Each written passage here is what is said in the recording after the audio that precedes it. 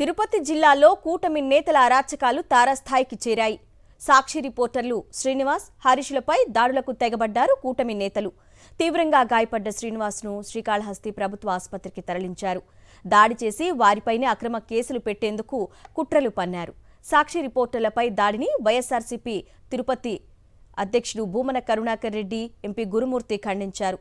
శ్రీకాళహస్తి దాడి ఘటనపై జిల్లా ఎస్పీ హర్షవర్ధన్ రాజు దృష్టికి తీసుకెళ్లారు.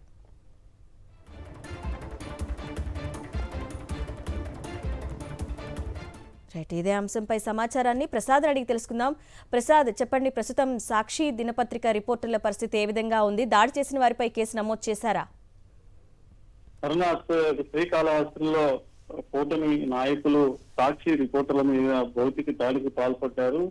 కూటమి ప్రభుత్వం అధికారంలోకి వచ్చినప్పటి నుంచి కూడా రాష్ట్ర వ్యాప్తంగా రౌడీ రాజకీయాలు చేస్తున్నారు. తమ అవినీతి అక్రమాలను బయటపెడుతున్న వారిపై కూడా భౌతిక దాడులకు పాల్పడుతూ అనేక రాష్ట్ర వ్యాప్తంగా కూడా ఇదే దాడులు జరుగుతున్నాయి. నిన్న ఆ కూటమి ప్రభుత్వానికి సంబంధించిన జనసేన, టీడీపీ నాయకుల మధ్య ఫ్లెక్సీల గొడవ జరుగుతున్న సందర్భంలో అక్కడ కవరేజీకి వెళ్లిన సాక్షి రిపోర్టర్ శ్రీనివాస్, హరీష్ల మీద అక్కడ ఉన్న కూటమి నాయకులు, అదేవిధంగా జనసేన నాయకులు దాడికి పాల్పడిన పరిస్థితి ఉంది. ఇది బయట వచ్చే విషయం.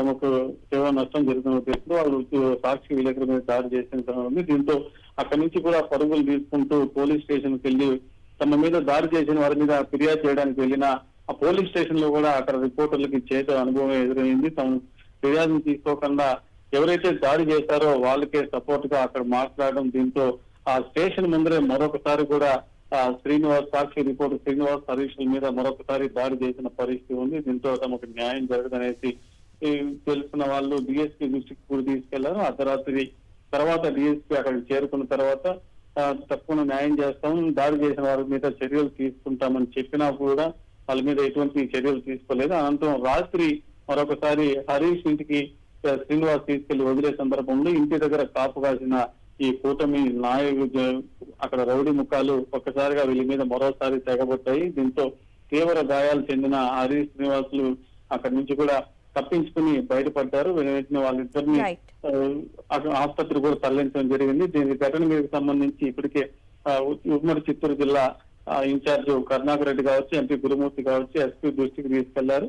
దాడి చేసిన వారిపై కఠిన చర్యలు తీసుకోవాలి, లేకపోతే మరింత దారుణంగా ఉంటుందని చెప్పారు. కూటమి ప్రభుత్వం అధికారంలోకి వచ్చినాక అవినీతి అక్రమాలు వాళ్ళు చేస్తున్న పనులను బయట పెడుతున్న పరిస్థితుల్లో సాక్షి రిపోర్టర్ల మీద ఇలాంటి దాడి చేయడం అనేది ఏమీ చర్య అనేది కూడా ఇటు పత్రిక కమిటీలన్నీ కూడా వీటి మీద తీవ్ర వ్యతిరేకత వ్యక్తం చేస్తున్న పరిస్థితి ఉంది. Prasad, thank you.